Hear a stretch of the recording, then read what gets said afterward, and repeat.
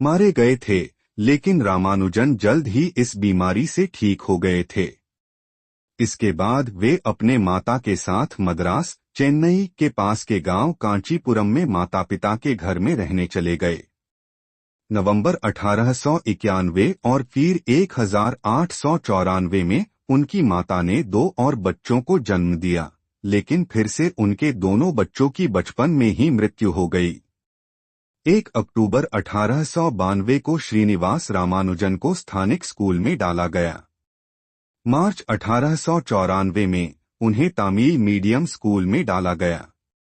उनके नाना के कांचीपुरम के कोर्ट में कर रहे जॉब को खो देने के बाद रामानुजन और उनकी माता कुंभकोणम गांव वापस आ गई और उन्होंने रामानुजन को कंगया प्राइमरी स्कूल में डाला।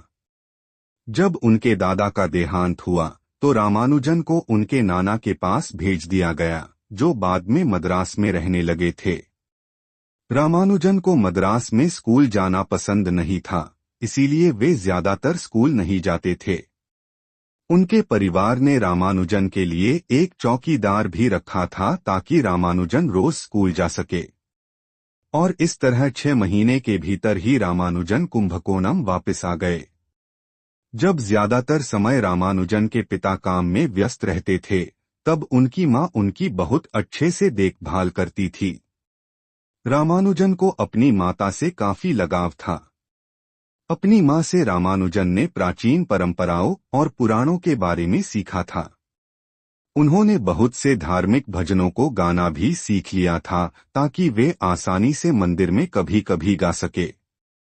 ब्राह्मण होने की वजह से ये सब उनके परिवार का ही एक भाग था। कंगया प्राइमरी स्कूल में रामानुजन एक होनहार छात्र थे। बस 10 साल की आयु से पहले नवंबर 1897 में उन्होंने इंग्लिश, तमिल, भूगोल और गणित की प्राइमरी परीक्षा उत्तीर्ण की और पूरे जिले में उनका पहला स्थान आया। उसी साल रामानुजन शहर की उच्च माध्यमिक स्कूल में गए, जहां पहली बार उन्होंने गणित का अभ्यास किया। श्रीनिवास रामानुजन बचपन 11 वर्ष की आयु से ही श्रीनिवास रामानुजन अपने ही घर पर किराए से रह रहे 2 विद्यार्थियों से गणित का अभ्यास करना शुरू किया था। बाद में उन्होंने एस.ए. लोनी द्वारा लिखित एडवांस ट्रिग्नोमेट्री का अभ्यास किया। 13 साल की अल्पायु में ही वे उस किताब के मास्टर बन चुके थे और उन्होंने खुद कई सारे थ्योरम की खोज की। 14 वर्ष की आयु में उन्हें अपने योगदान के लिए मेरिट